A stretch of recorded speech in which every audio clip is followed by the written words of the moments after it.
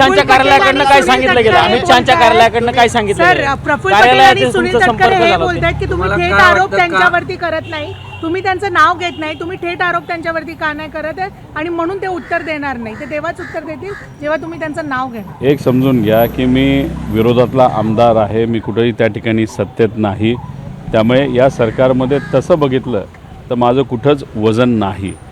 आणि आता पार्लमेंट सुरू आहे. पार्लमेंट सुरू असताना होम मिनिस्टर साहेब असतील, एव्हिएशन मिनिस्टर साहेब असतील, नाही तर DGCAची काही लोक असतील, हे सगळे कदाचित त्याच्यामध्ये बिझी असतील. त्यामुळे त्यांना मला वेळ देता आला नाही, पण मी त्यांचा खूप काही वेळ घेणार नाही. आम्ही ईमेलच्या माध्यमातून त्यांना नक्कीच तिथं पत्र लिहू आणि ईमेलला उत्तर येईल अशी अपेक्षा करू आणि पुढच्या महिनाभरात हे इन्व्हेस्टिगेशन पूर्ण व्हावं असं मला तरी त्या ठिकाणी वाटतं. अपॉइंटमेंट दिली नाहीये याचा अर्थ त्यांनी अपॉइंटमेंट नाकारली असं झालंय का? असा थेट अर्थ आपल्याला काढता येणार नाही पार्लमेंट चालू असताना. आणि जेव्हा प्रधानमंत्री स्वतः कदाचित दिल्लीत नसताना होम मिनिस्टर साहेब हे तिथं पुढाकार घेत असावे आणि त्यात ते थोडे बिझी असल्यामुळे त्यांना वेळ देता आला नसावा. रोहितजी, तुम्ही जे पत्रकार परिषदेमधून भूमिका मांडली अपघाताबद्दल, तर त्यामुळं तुमच्याच पक्षातील काही महत्त्वाचे नेते जे आहेत ते अस्वस्थ झालेले आहेत. यामुळं विलिनीकरणाच्या चर्चेला कुठेतरी ब्रेक लागतोय, कारण रोहित पवार भूमिका घेत आहेत आणि प्रश्न उपस्थित करतायत हा घातपात असल्यामुळं.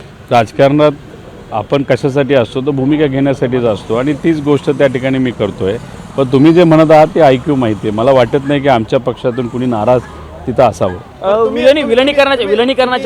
विलनीकरणाच्या अनुषंगानं आता प्रश्न उपस्थित झालेला आहे. म्हणून हा प्रश्न विचारतो मी तुम्हाला की विलनीकरण कुठल्या पक्षाचं कुठल्या पक्षात होणार होतं? तुम्ही NDA सोबत जाणार, तुम्ही NDA सोबत जाणार होते का? अशा पद्धतीचा थेट सवाल सुनील तटकरे उपस्थित करतात. प्रफुल्ल पटेलांची तीच भूमिका विलनीकरणाबाबत आणि सुनील तटकरेंची त्याच्यानंतरच पुढच्या गोष्टी होतील असं त्यांचं. तुम्ही NDA सोबत आणि भाजप सोबत जाणार होते का?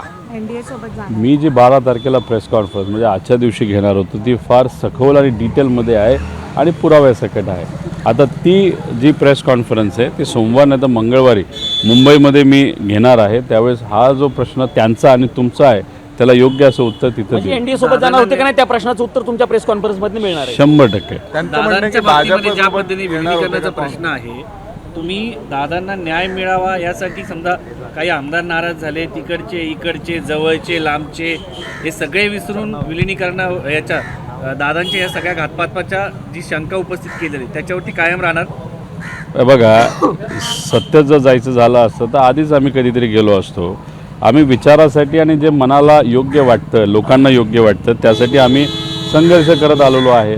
आता काकांचा तिथं ॲक्सिडेंट झाला, आज काका आणि दादा आमच्यामध्ये नाहीत आणि मग सगळ्या गोष्टी विसराव्यात. गेल्या 40 वर्षाचा जो काय आमचा सहवास होता, जे काही त्यांच्याकडनं मला तिथं मार्गदर्शन मिळालं, ह्या सगळ्या गोष्टी विसरून आता सत्तेत जायचं, विलिनीकरण घ्यायचं, मग त्याला बैठका घ्यायचं, हे मला कुठेही त्या ठिकाणी योग्य वाटत नाही आणि कुठल्याही मराठी माणसाला हे योग्य वाटणार नाही.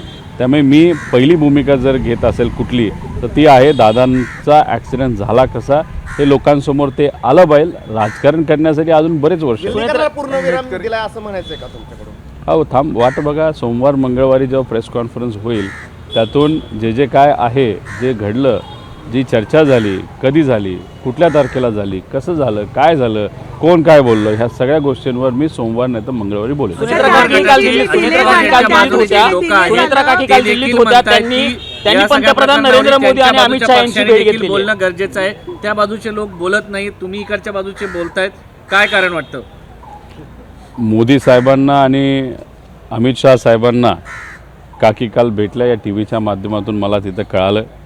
त्यांच्याबरोबर पार्थी होता, जयही होता, त्याच्याचबरोबर इतरही 2 मोठे नेते त्यांच्याबरोबर होते. मी आशा करतो आणि अपेक्षा करतो की राजकारण बाजूला ठेवून काकींनी आणि सगळ्यांनीच तिथं एकच मुद्दा मांडला असावा की जो कुठला ॲक्सिडेंट झालेला आहे दादांचा, तो ॲक्सिडेंट आहे का घातपात आहे, त्याचे योग्य अशी इन्व्हेस्टिगेशन तिथं व्हावी. हाच एक मुद्दा आज महत्त्वाचा आहे आणि तोच मुद्दा त्यांनी मांडला असावा अशी आमच्या सगळ्यांची अपेक्षा आहे. बोलणं झालं का पारदादांसोबत त्या अनुषंगाने काय किंवा जयदादांसोबत काय बोलणं झालं? 13 दिवस जेव्हा आम्ही दुःखात होतो, बारामतीमध्ये होतो, रोज आमची चर्चा त्या ठिकाणी व्हायची. आता 13 दिवस म्हणजे दुःखाचा टाईम हा आयुष्यभर राहत असला तरी तसं बघितलं तर 13 दिवसात घराच्या बाहेर आपल्याला जाता येत नसतं, आता जाऊ शकतो आणि राजकीय आम्ही बोलू शकतो. त्यामुळे 13 दिवस झाल्यानंतर आत्तापर्यंत पार्थबरोबर नाहीतर त्या परिवाराबरोबर माझी कुठलीही चर्चा झालेली नाही.